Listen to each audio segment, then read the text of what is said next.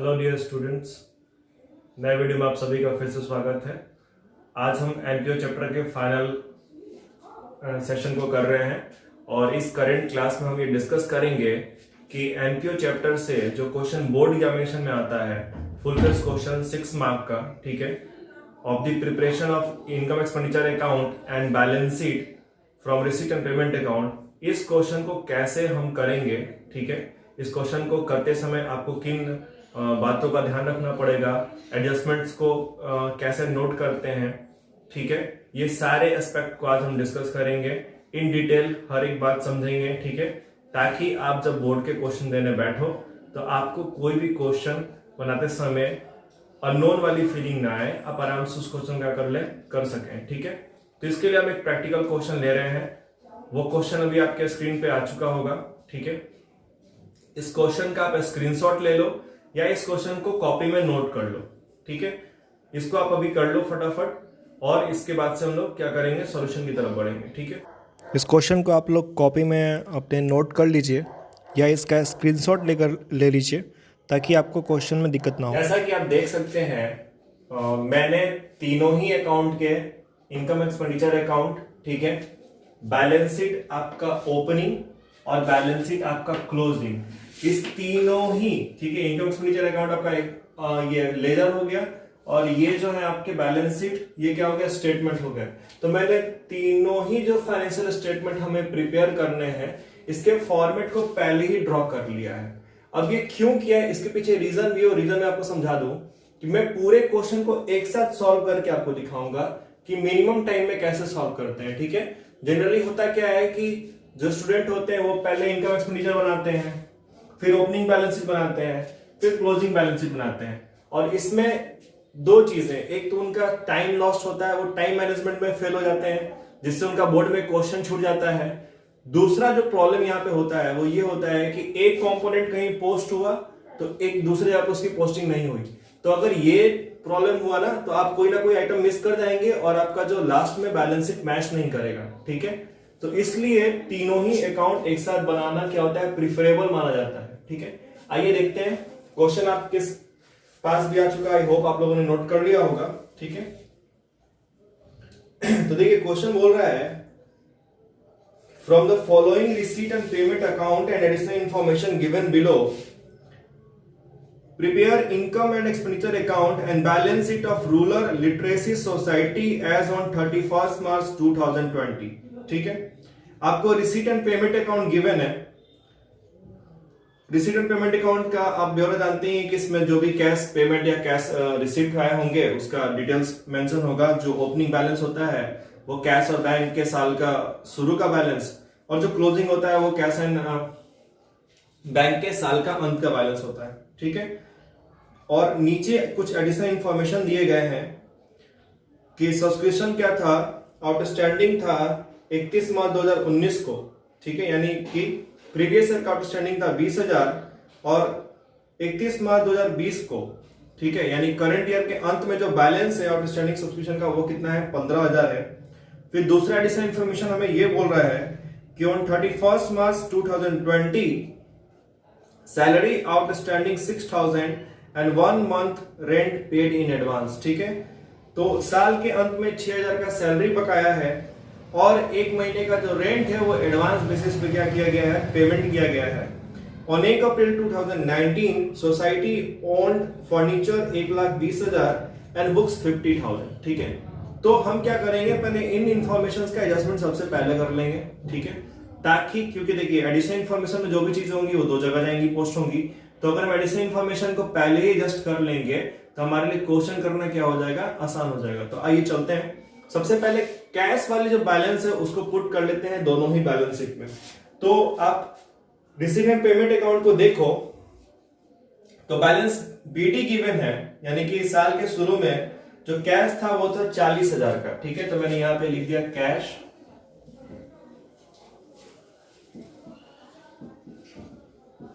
40,000, ठीक है। और बैंक का जो बैलेंस था वो था 1,55,500, बैंक 1,55,500, ठीक है, आई होप आप लोगों को दिख रहा होगा। इसके बाद से जो क्लोजिंग कैश बैलेंस है, तो साल के अंत में बैलेंस शीट गिवन है कैश का कितना 30,000। तो आइए यहां पे आते हैं, कैश लिख दिए 30,000, ठीक है। और बैंक का जो बैलेंस है वो है 82,000, 82,000। तो बैंक, आई होप यहां तक आपको कोई दिक्कत नहीं होगी। सबसे पहले स्टेप में मैंने क्या किया है, कैश का ओपनिंग बैलेंस शीट में, और कैश और बैंक का क्लोजिंग जो बैलेंस है वो क्लोजिंग बैलेंस शीट में पुट कर लिया, ठीक है। आई होप ये स्टेप क्लियर होगा आपको। इसके बाद से एडिशनल इंफॉर्मेशन में चलते हैं। सबसे पहले सब्सक्रिप्शन को लेकर के ये बोल रहा है कि जो ओपनिंग सब्सक्रिप्शन था आपका 31 मार्च 2019 को सब्सक्रिप्शन बकाया था कितना 20,000, यानी आउटस्टैंडिंग सब्सक्रिप्शन। ये हमारे ओपनिंग बैलेंस शीट में शो होगा, आउटस्टैंडिंग सब्सक्रिप्शन, ठीक है। कितने का आउटस्टैंडिंग सब्सक्रिप्शन था, तो आउटस्टैंडिंग सब्सक्रिप्शन था 20,000 का, ठीक है। इसके बाद से आपको बोल रहा है कि on 31 March 2020 outstanding subscription is 15,000। देखिए 31 मार्च 2020 को, यानी कि साल के अंत में, फाइनेंशियल ईयर जो करंट चल रहा है उसके अंत में सब्सक्रिप्शन आउटस्टैंडिंग का बैलेंस 15,000 है। तो आइए कुछ इंफॉर्मेशन को चेक भी कर लेते हैं। अगर आप रिसीट एंड पेमेंट अकाउंट में जाएं तो आप देखेंगे कि टू सब्सक्रिप्शन के नाम से 18-19 का 12,000, 19-20 के लिए 2,65,000 और 20-21 के लिए 5,000 रुपए क्या हुए हैं, रिसीव हुए हैं करंट फाइनेंशियल ईयर में, ठीक है। जब हम इनकम एक्सपेंडिचर अकाउंट प्रिपेयर करेंगे तो वहां पे हमें मतलब जो होगा वो तो सिर्फ करंट ईयर वाले अमाउंट से ही होगा, राइट। यही हम पढ़ के आ रहे हैं अभी तक, जो भी हमने एडजस्टमेंट या जो भी अकाउंटिंग ट्रीटमेंट पढ़ी है अभी तक, ठीक है। तो देखिए पिछले साल का आउटस्टैंडिंग कितना था 20,000, लेकिन जब आप receipt and payment account check कर रहे हो तो उसमें शो हो रहा है कि 18-19 का जो अमाउंट रिसीव हुआ है वो 12,000 ही हुआ है, यानी कि पिछले साल का अभी भी 8,000 रुपया क्या है, बकाया है, ठीक है। तो अगर 31 मार्च 2020 को, ठीक है, यानी कि करेंट फाइनेंशियल ईयर के अंत में आउटस्टैंडिंग सब्सक्रिप्शन का बैलेंस 20,000 है, तो इस 20,000 में पिछले ईयर का भी आउटस्टैंडिंग अमाउंट 8,000 होगा, राइट, क्योंकि 8,000 रुपया हमको रिसीव पिछले आउटस्टैंडिंग का नहीं हो रहा है, हमें सिर्फ 12,000 ही हो रहा है, ठीक है। तो यानी कि फिर करंट ईयर के लिए आउटस्टैंडिंग कितना होगा, तो अगर टोटल आउटस्टैंडिंग सब्सक्रिप्शन का बैलेंस 20,000 है करंट ईयर के अंत में, ठीक है, तो इसमें तो 8,000 क्या हो गया, प्रीवियस ईयर का अभी भी इंक्लूडेड है, तो उससे क्या करेंगे हम लोग, छाट लेंगे, ठीक है। तो 31 मार्च 2020 को जो आउटस्टैंडिंग सब्सक्रिप्शन है वो है 15,000। इस 15,000 में से क्या किया हमने, 8,000 वाला अमाउंट जो प्रीवियस का अभी भी क्या इंक्लूडेड है इसमें, उसको छाट लेंगे, तो करंट ईयर का आउटस्टैंडिंग मात्र बनता है कितना, 7,000, ठीक है। तो हम इस इंफॉर्मेशन को कुछ ऐसे शो करेंगे। इनकम एक्सपेंडिचर अकाउंट में आइए, ठीक है, इनकम साइड, यहां लिखिए सब्सक्रिप्शन, ठीक है। अब करंट ईयर वाला अमाउंट कितना है, तो 2,65,000 करंट ईयर के नाम से आया है पैसा, यहां पे मैंने लिख दिया 2,65,000, और इसमें ऐड कर दिया क्या, आउटस्टैंडिंग, किसका, करंट ईयर का। तो करंट ईयर का आउटस्टैंडिंग कितना हो गया, तो 7,000 हो गया। क्यों 7,000 कैसे हुआ, तो 15,000 टोटल बैलेंस है साल के अंत में, जिसमें कि 8,000 इंक्लूडेड है पिछले साल का, तो सिर्फ करंट ईयर का कितना बना 7,000, तो 2,65,000 और 7,000 ये टोटल हो गया 2,72,000। आई होप आप लोगों को एडजस्टमेंट क्लियर हुआ होगा। अगर इन केस आपको कोई भी एडजस्टमेंट समझ में नहीं आए या आपको ये सॉल्यूशन में प्रॉब्लम हो तो आप कमेंट सेक्शन में जरूर बता दीजिएगा कि ये दिक्कत है सर, तो मैं उसको क्लियर कर दूंगा या उसके लिए सेपरेट वीडियो बना दूंगा, ठीक है। आगे चलते हैं। देखिए तो सब्सक्रिप्शन से जुड़ी और बातें, 20-21 यानी कि आगे का जो फाइनेंशियल ईयर है उसके नाम से 5,000 रुपया आया हुआ है। तो कोई भी अगर आपको एडवांस इनकम रिसीव होता है तो ये एक लायबिलिटी होता है, तो हम कहां करेंगे, लायबिलिटी साइड शो करेंगे, ठीक है।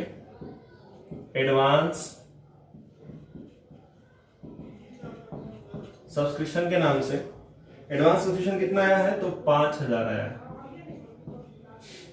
एडवांस सब्सक्रिप्शन कितना है? 5000। ठीक है। और करेंट ईयर के आउटस्टैंडिंग बैलेंस जो है, तो आउटस्टैंडिंग सब्सक्रिप्शन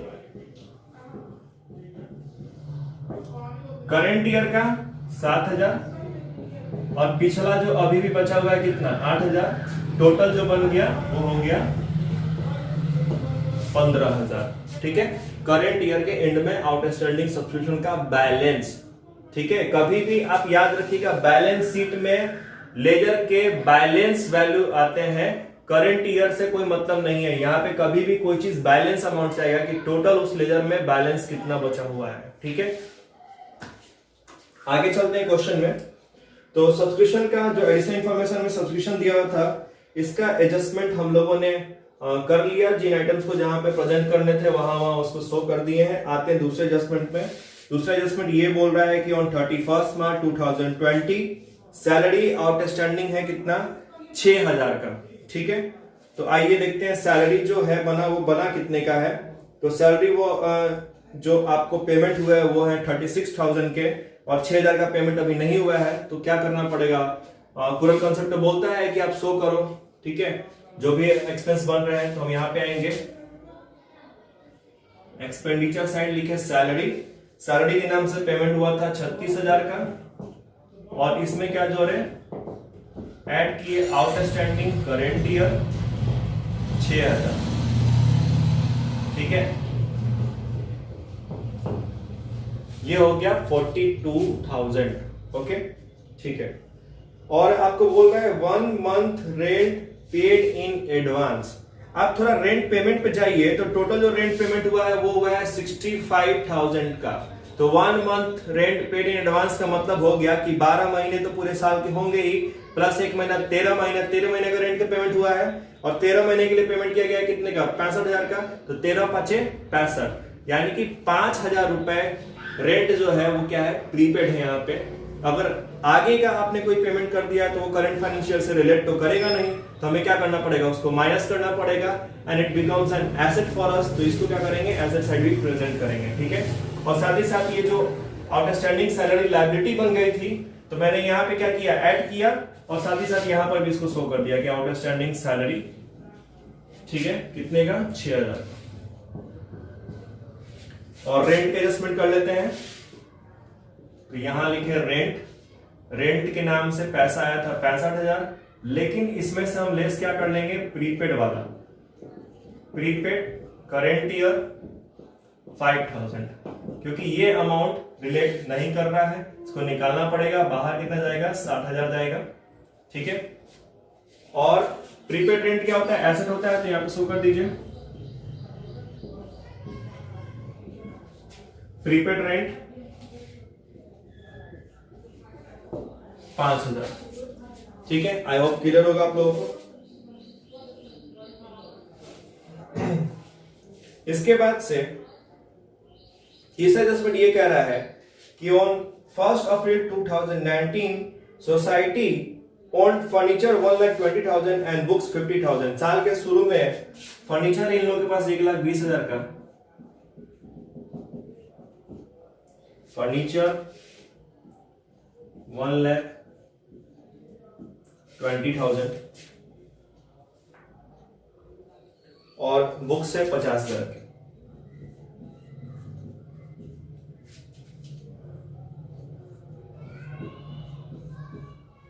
ठीक है। देख लेते हैं क्या कोई और भी वैल्यू है जो कि प्रीवियस ईयर की हो। तो नई रिसीट एंड पेमेंट से जो लेना था हम लोगों ने उठा ही लिया है वैल्यू, और यहाँ जो डिटेल्स लेने थे वो हमें मिल ही गया है। ठीक है। तो आइए देख लेते हैं कि कैपिटल फंड कितना था साल के शुरू में।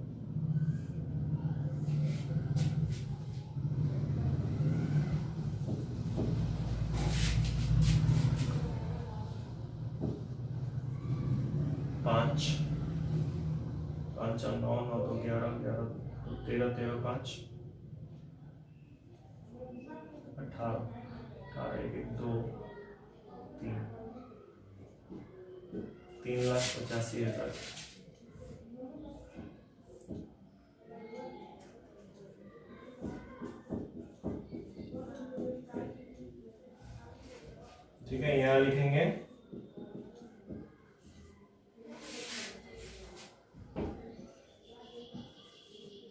Capital fund 3,85,500 balancing figure. इस स्टेप तक आप लोग फटाफट इसको नोट कर लीजिए, फिर आगे आपको अब हमने सारे एडजस्टमेंट को क्या कर लिया यहाँ पे कंप्लीट कर लिया। एडजस्टमेंट के बाद हम लोग चलेंगे क्वेश्चन में क्या करना है।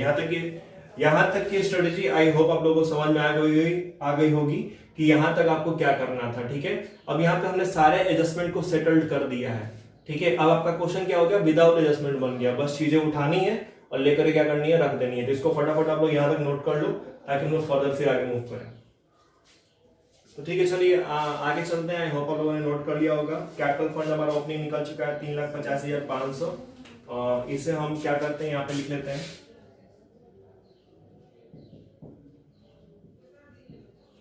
कैपिटल फंड 3,85,500 यहाँ पर मैंने पुट कर दिया। ठीक है, अब सरप्लस डेफिसिट जो भी आएगा उसे आपसे ट्रीटमेंट कर लेंगे, ऐड करेंगे या क्या करेंगे, लेस करेंगे। ओके, तो अब हम रिसीट एंड पेमेंट अकाउंट में चलते हैं। रिसीट साइड को चेक करते हैं। बैलेंस बीडी हो गया, सब्स्टिट्यूशन का ट्रीटमेंट हो गया। लेगेसी 12,500, लेगेसी यहाँ पे मेंशन नहीं है कि किस चीज के लिए है, स्पेसिफिक नहीं है, तो इसको क्या करेंगे, इनकम साइड शो कर देंगे कि लेगेसी है 12,500 का। ठीक है, इसका से गवर्नमेंट ग्रांट 1,20,000 की, इसको भी ले लीजिए। Government grant 1,20,000। ठीक है, सेल ऑफ ओल्ड फर्नीचर, तो देखिए सेल वैल्यू से यहां कोई मतलब नहीं है, लेकिन जो ओल्ड फर्नीचर था उसकी बुक वैल्यू है 50,000 और बिका है 37,000 में। ठीक है, तो यहाँ पे क्या हो गया, 50 - 37 यानी कि 13,000 का हमें क्या हुआ है, लॉस हुआ है। तो लॉस हुआ है तो उसको कहां लिखाएंगे, expenditure side, loss on sale of furniture. कितने का, 13,000। ठीक है, इसके से नीचे क्या है, interest receipt on fix deposit. तो इसका फिक्स डिपॉजिट का देखिए पेमेंट साइड मेंशन है कि by fix deposit with bank, fix deposit खरीदा गया है और ये खरीदा गया है 30 सितंबर 2019 को @ 10% पर एनम। ओके, तो अगर हम बात करें इंटरेस्ट ऑन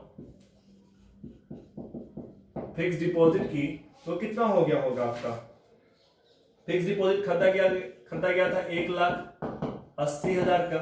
ठीक है, जो रेट ऑफ इंटरेस्ट है वो 10% का है, तो 10/100। और जो टाइम फ्रेम आप देखें तो 30 सितंबर के बाद क्या हो गया, यानी कि अक्टूबर आ गया, अक्टूबर से मार्च का इंटरेस्ट कटेगा। ठीक है, यानी 6 महीने का, तो 0 0 ये 0 गया। ठीक है, तो ये हो गया आपका 9,000। तो जो इंटरेस्ट बना है फिक्स डिपॉजिट पे वो कितना बना, 9,000।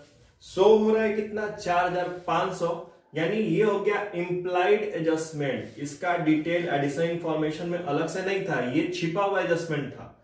इसको आपको खुद एनालाइज करना पड़ेगा कि क्या ट्रीटमेंट करना है। ठीक है, अपने माइंड को यूज करते हुए। ठीक है, तो हम यहाँ पे देख रहे हैं कि टोटल जो इंटरेस्ट बन रहा है 9,000 का हो रहा है, लेकिन रिसीट एंड पेमेंट अकाउंट का रिसीट साइड हमें बोल रहा है कि नहीं, 4,500 रुपया ही सिर्फ रिसीव हुआ है इंटरेस्ट ऑन फिक्स डिपॉजिट के नाम से। ठीक है, तो हम क्या करेंगे, टोटल दिखाएंगे 9,000 interest on fix deposit, 4,500 receive और 4,500 क्या हो गया, अप्रूव्ड हो गया, जो कि मिला नहीं है, बाद में मिलेगा। ठीक है, तो यहां पे आइए income side, interest on fix deposit. ठीक है, 4,500 मिला था, ऐड कर दिए क्या, अक्रूड 4,500, बाहर चला गया अमाउंट कितना, 9,000। ठीक है, आई होप क्लियर होगा आप लोगों को। और चूंकि अक्रूड है तो एसेट बन गया, तो यहां पे फिर शुरू शो कर देंगे। तुरंत लिखिए, टाइम मत लगाइए, तुरंत क्या कीजिए, यहां एक एडजस्टमेंट लिखे, दूसरा देखो ट्रीटमेंट का होगा, वहां पुट कर दो। अगर आप अलग अलग बनाओगे तो आपसे गलती होनी ही होनी है, चाहे कितने भी जीनियस हो। ठीक है, तो ये बात आप फॉलो करिए तो आपका क्वेश्चन बहुत टाइमली बन जाएगा। तो accrued interest on fix deposit 4,500, ठीक है, क्लियर है। तो ये रिसीट साइड हम लोगों ने खत्म कर लिया, रिसीट साइड में जो भी एडजस्टमेंट है। अब हम चलेंगे पेमेंट की तरफ, ठीक है। पेमेंट की तरफ सबसे पहले क्या है, जनरल एक्सपेंस है कितने का, 32,000 का, ओके। जनरल एक्सपेंस 32,000, ठीक है। न्यूज़पेपर खरीदा इन लोगों ने 18,500 का,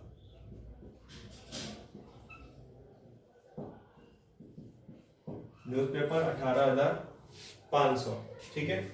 इलेक्ट्रिसिटी एक्सपेंस कितने का है, 30,000 का है,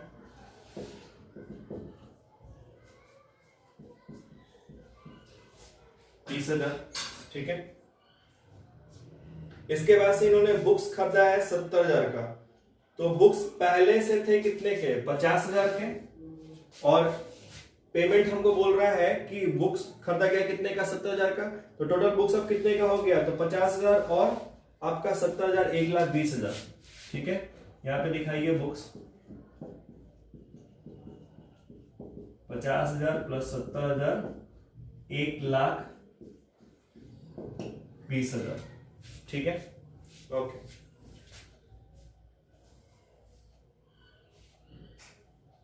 इसके बाद से बुक्स के बाद सैलरी है, सैलरी का एडजस्टमेंट हम लोगों ने पहले ही कर लिया था। रेंट है, रेंट का एडजस्टमेंट भी पहले ही कर लिया था, ठीक है। Then is your postage charges कितना है, 3,000 है, इसको भी लिख लेते हैं।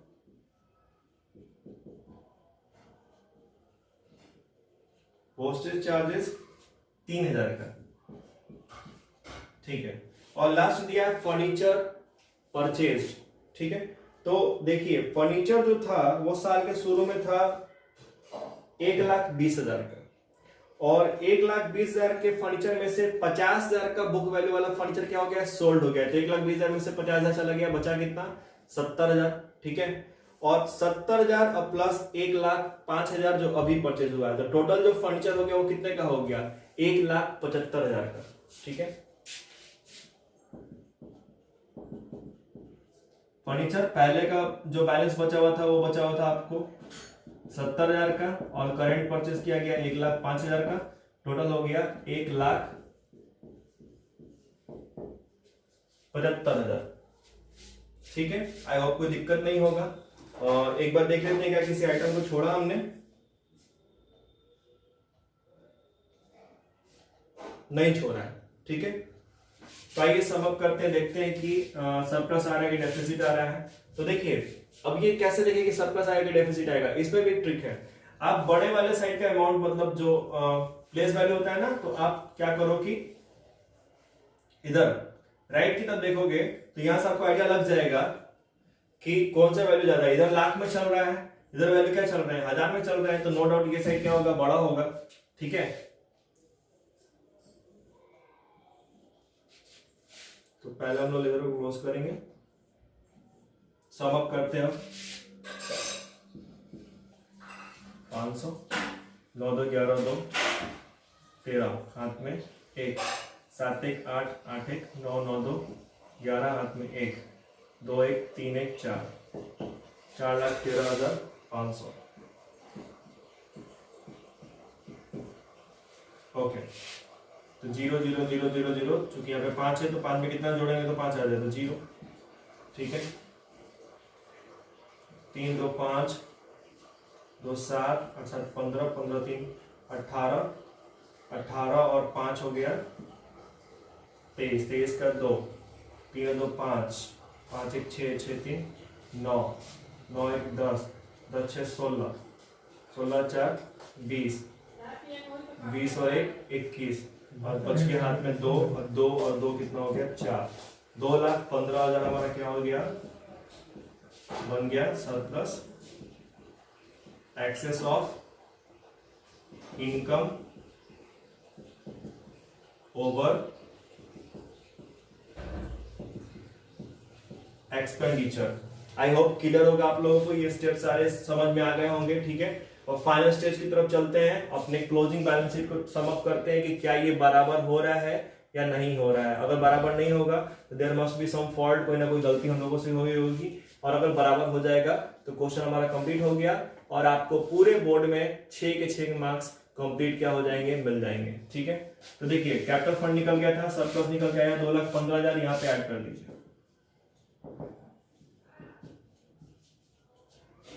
सरप्लस उठाए यहां से 2,15,000 ऐड किया, बाहर में जा 500, 5 5 10 का 0 हाथ में 1, 8 1 9 1 10 का 0 हाथ में 1, 3 2 5 1 6, 6,05,000,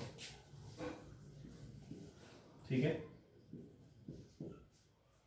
6 5 11, 6,11,500। अब अगर इधर भी 6,11,500 आ जाए तो हमारा काम हो जाए, और ना आए तो फिर देखते हैं क्या हो सकता है, ठीक है। Let's check it out.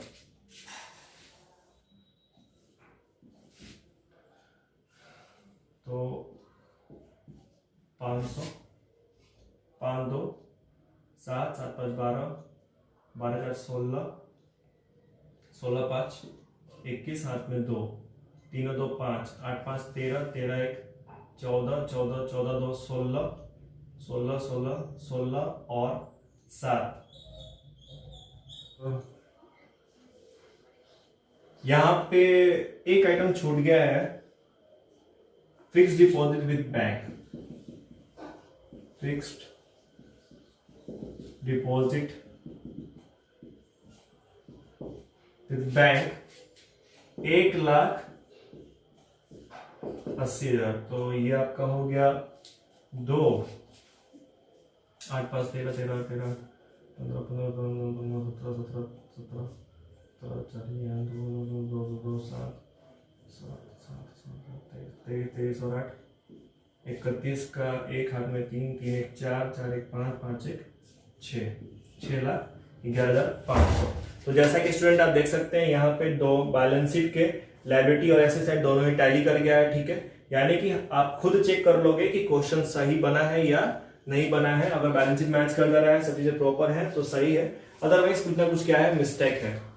तो आई होप कि आप लोग full face question board examination में जो आता है उसे कैसे सॉल्व करते हैं ये समझ गए होंगे, ठीक है। इन केस अगर आपको कोई भी डाउट हो तो आप कमेंट सेक्शन में आके हमें बता सकते हैं या मेरे फोन नंबर पे कॉल कर सकते हैं पूछने के लिए कि सर पार्टिकुलर आइटम के एडजस्टमेंट हमें समझ में नहीं आया है, ठीक है।